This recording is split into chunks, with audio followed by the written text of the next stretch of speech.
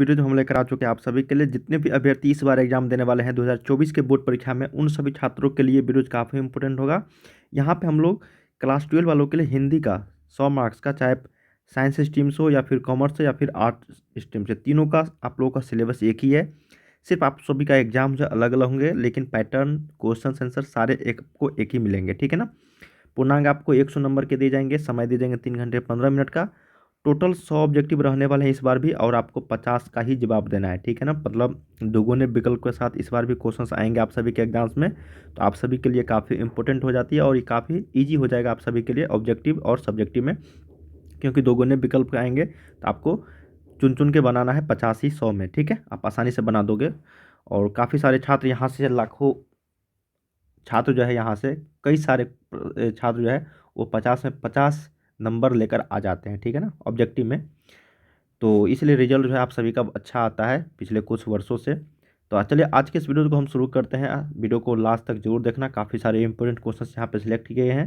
Video को like कर लेना, चैनल को सब्सक्राइब करके शेयर जरूर कर देना। और ये है वेबसाइट starkstudypoint.com, गूगल पे लिखना या फिर लिंक आपको वीडियो के डिस्क्रिप्शन में दे दूंगा, यहाँ से आप इसको डाउनलोड कर सकते हो या फिर previous years question paper, chapter wise question, model set question को प्रैक्टिस कर सकते हो। चलिए हम लोग यहाँ पे पहला प्रश्न देखते हैं। पहला प्रश्न हमारे पास है कि ईंट से ईंट बजाना मुहावरे का अर्थ क्या है। देखिए मैं आप सभी को थोड़ा सा पैटर्न बता दूं। जब आप एग्जाम हॉल में जाओगे तो आपको 100 ऑब्जेक्टिव रहेंगे, जिसमें से आपको 60 ऑब्जेक्टिव जो है व्याकरण सेक्शन से रहेंगे और 40 ऑब्जेक्टिव जो रहेंगे आपको बुक सेक्शन से रहेंगे, ठीक है। जो आप लोग का बुक है उनसे रहेंगे। तो ये चीज़ आपको कन्फर्म हो जानी चाहिए कि किस तरीके के पैटर्न रहते हैं आप सभी के एग्जाम्स में। तो चलिए हम लोग यहाँ पे ईंट से ईंट बजाना मुहावरे का अर्थ, देखिए मुहावरा भी पूछा जाता है आप सभी के एग्जाम्स में। तो जिस भी किसी को ईंट से ईंट बजाता है तो इसका मतलब है उसका विनाश हो रहा है, ठीक है। क्या हो रहा है बच्चे यहाँ पे, तो इसका सही अर्थ हो जाएगा विनाश करना, ठीक है ना। सब कुछ नष्ट करना, विनाश करना, यही इसका अर्थ हो जाता है। अगला प्रश्न देखते हैं कि गाल बजाना मुहावरे का अर्थ क्या है। देखिए गाल बजाना मुहावरे का अर्थ है, वो हो जाता है डिंग हाँकना। क्या हो जाता है? डिंग हाँकना, ठीक है। ऑप्शन नंबर ए के साथ चलेंगे हम लोग। अगला है कि खिल्ली उड़ाना, किसी का अगर खिल्ली उड़ाता हो इसका मतलब है उस पर आप क्या कर रहे हो, मजाक उड़ा रहे हो, उसका व्यंग करो। व्यंग का मतलब होता है हंसी मजाक करना, मजाक करना, ठीक। किसी का आप मजाक उड़ाते हो तो उसका खिल्ली उड़ाना कहते हैं मुहावरे में। तो यहाँ पे 3 का भी ए आंसर हो जाएगी। फोर्थ नंबर हमारे पास है कि गगनचुंबी में कौन सा समास है। देखिए जिसका गगनचुंबी, ठीक है ना, ये सारे आपका क्या हो जाएगा, तत्पुरुष समास हो जाएगी, ठीक है ना। तत्पुरुष समास इज द राइट आंसर। अगला प्रश्न देखते हैं कि रोज साहित्य की किस विधा की रचना है। जो रोज चैप्टर आप लोगों के बुक में लिखे हैं, अज्ञे जी, सच्चिदानंद, हीरानंद, वात्स्यन अज्ञे, वो क्या है? तो एक कहानी है। क्या है? एक कहानी है। तो ऑप्शन नंबर आपको एक के साथ चलेंगे, ठीक है। अगला देखते हैं यहाँ पे कि स्कंद गुप्त किनकी रचना है। देखिए स्कंद गुप्त की अगर रचना के बारे में बात करेगा आप लोगों के बुक में एग्जाम्स में, तो ये सारे जयशंकर प्रसाद जी के द्वारा लिखा गया। जैसे आप लोगों के बुक में तुमुल कोलाहल कलह में रचना किए हैं, और इसका एक फेमस ग्रंथ है कमायनी, ठीक है। ऑप्शन नंबर सी यहाँ पे हो जाएगी। अगला देखते हैं कि सुंघनी साहू परिवार किनसे संबंध था। देखिए सुंघनी साहू जो परिवार था, ये संबंध था बच्चे आप लोगों को जयशंकर प्रसाद से। ऑप्शन नंबर डी के साथ चलेंगे हम लोग। 8 नंबर प्रश्न देखते हैं कि रोज शीर्षक कहानी के कहानीकार कौन है। बहुत ही सिंपल, अभी जस्ट मैंने बताया कि रोज एक कहानी है जिनके लेखक है सच्चिदानंद, हीरानंद, वात्स्यन अज्ञे, जिसको हम लोग शॉर्ट में अज्ञे के नाम से भी जानते हैं। अगला, जयशंकर प्रसाद का जन्म कब हुआ था। जयशंकर प्रसाद जी जो आप लोगों के बुक में तुमुल कोलाहल कलह में पदखंड है, मतलब कविता है, उनका लेखक किए हैं लेखन। उनका जन्म हुआ था आपका 1889 ईस्वी में, याद रखिएगा। अगला देखते हैं 10 नंबर की चंद्रगुप्त किनकी रचना है। देखिए चंद्रगुप्त जो रचना है ये आप स्कंद गुप्त हो गया, ठीक है ना, और चंद्रगुप्त हो गया, सारे आपका जयशंकर प्रसाद जी के द्वारा लिखा गया है। अगला है कि निम्नांकित में से कौन सा रोज शीर्षक कहानी का मुख्य पात्र है। तो देखिए रोज शीर्षक कहानी का जो मुख्य पात्र है वो मालती है, ठीक है, मालती। और उनके पति का नाम महेश्वर आता है। ये पति का नाम है किनके, तो मालती के, जो पेशे से डॉक्टर है। अगला है जयशंकर प्रसाद कैसे कवि थे। तो जयशंकर प्रसाद जी की अगर बात करेंगे हम लोग कवि के बारे में, ये छायावादी कवि थे। अगला है कि झांसी की रानी किनकी रचना है। ये सुभद्रा कुमारी चौहान जी के द्वारा लिखा गया झांसी की रानी। अगला देखते हैं कि भगत सिंह ने कैसी मृत्यु को सुंदर कहा है। तो ये देश सेवा के बदले दी गई फांसी को भगत सिंह ने इस तरह के मृत्यु को सुंदर कहा है, ठीक है। ऑप्शन नंबर बी ये इंपॉर्टेंट है। अगला है कि तुमुल कोलाहल कलह में शीर्षक कविता के कवि कौन है। जस्ट हम लोगों ने कितना बार बताया आपको कि जयशंकर प्रसाद जी के द्वारा ये लिखा गया। अगला है कि पथभ्रष्ट में कौन सा समास है, जिसमें भी आपको कारक विभक्ति आ जाएगा, समझ में आ रहा है ना, कारक विभक्ति, तो समझ लेना कि वो सारे क्या है, तत्पुरुष समास है। ठीक है, कौन सा समास है भाई? तत्पुरुष समास। चलिए अगला देखते हैं यहाँ पे कि देश सेवा, देश की सेवा, देश का सेवा, ये सारे क्या हो जाएगा आपका? तत्पुरुष समास, ऑप्शन नंबर सी। जो स्त्री सूरज भी नहीं देख पाती उसे क्या कहेंगे? जो स्त्री सूरज भी नहीं देख पाती उसको हम लोग बोलते हैं एक शब्दों में असूर्यपस्या। क्या बोलते हैं? असूर्यपस्या। अगला है कि जिसका कोई शत्रु पैदा ही न हुआ हो उसके लिए एक शब्द है अजात शत्रु। क्या नाम है? अजात शत्रु। नेक्स्ट है हमारे पास कि तारा का लिंग निर्णय करें। देखिए तारा का अगर लिंग निर्णय की अगर बात करेंगे बच्चे, यहाँ पे पुल्लिंग हो जाएगा, स्त्रीलिंग हो जाएगा, उभयलिंग, या फिर क्या होगा? देखिए तारा का लिंग निर्णय की बात करेंगे तो ये सारे पुल्लिंग है, जैसे मोती पुल्लिंग है। ठीक है, मक्षिका का तत्सम रूप क्या है? देखिए तत्सम रूप पूछा गया है मक्षिका का। ठीक है, तो ये आपका हिंदी में है, आपको तत्सम रूप बताना है इसका। ठीक है, मक्षिका का, तो ये आपका हो जाएगा मक्खी। क्या बोलेंगे? मक्खी, ऑप्शन नंबर बी। अगला, पत्थर का तत्सम रूप क्या है? देखिए पत्थर का अगर तत्सम रूप की अगर बात करें हम लोग तो ये हो जाएगा आपका प्रस्तर। क्या हो जाएगा? प्रस्तर, ऑप्शन नंबर बी। नेक्स्ट हमारे पास प्रश्न है कि कुल श्रेष्ठ में कौन सा समास है? कुल श्रेष्ठ। ठीक है, कुल का श्रेष्ठ, ऑप्शन नंबर बी तत्पुरुष समास।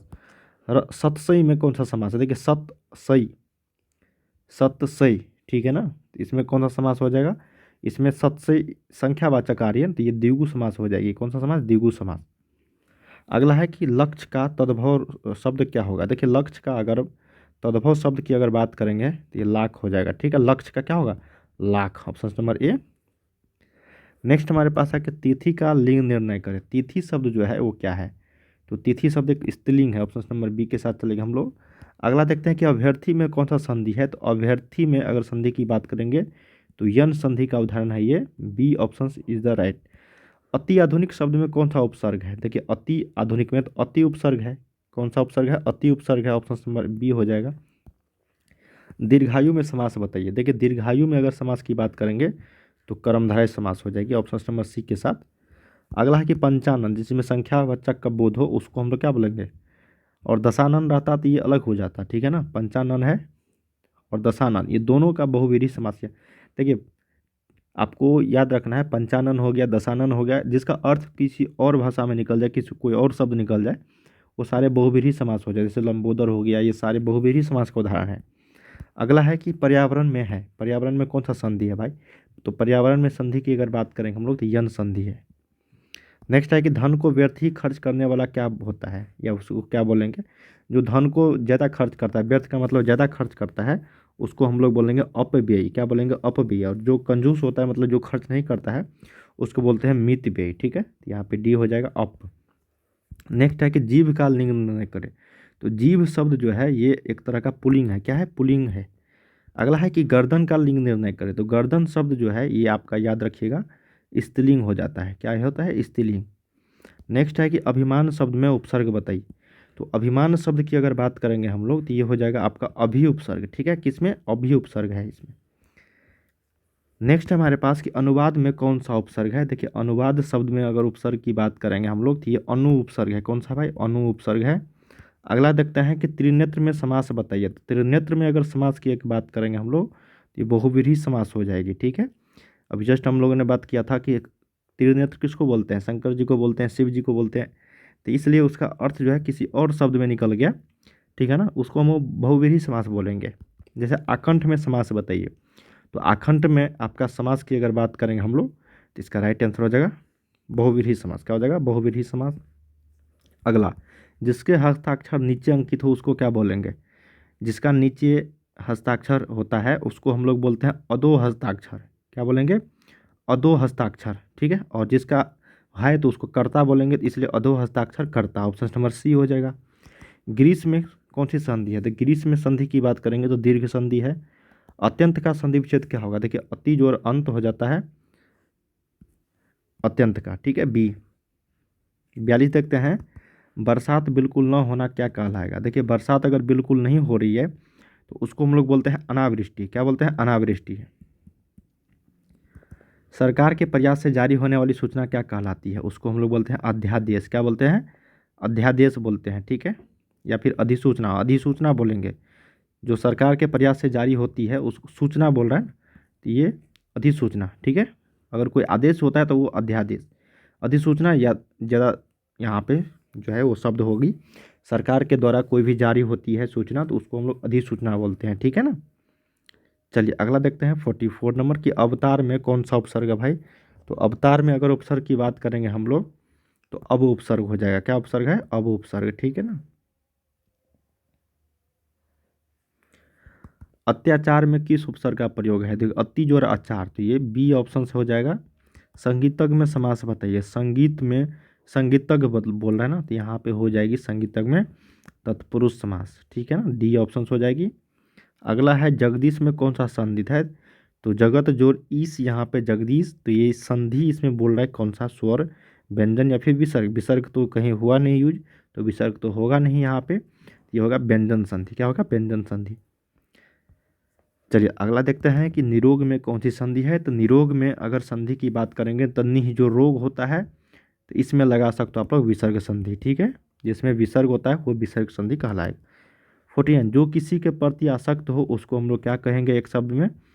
उसको हम लोग बोलेंगे, याद रखिएगा आप लोग, जो किसी के प्रति आसक्त हो, ठीक है ना, उसको हम लोग बोलते हैं अनुरक्त। क्या बोलेंगे? अनुरक्त बोलेंगे, ऑप्शन नंबर सी।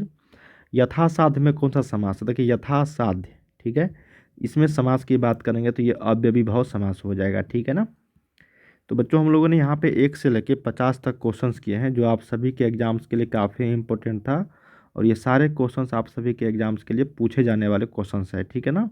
तो वीडियो को अंत तक आप लोग ज़रूर देख लेना, जितने भी वीडियोज आने वाले हैं आप सभी के एग्जाम्स के दृष्टिकोण से वो सारे के सारे इंपॉर्टेंट होंगे। तो वीडियो को लाइक कर लेना, सारे चैनल को सब्सक्राइब कर लेना और इस चैनल से जुड़े रहना। और वेबसाइट का लिंक डिस्क्रिप्शन में है starkstudypoint.com, वहाँ से आप लोग जाके प्रैक्टिस सेट करना, ठीक है। अगले वीडियो में हम मिलते हैं कुछ और अच्छे क्वेश्चंस को लेकर, तब तक के लिए आप लोग पढ़ाई करते रहिए। बाय बाय सभी को।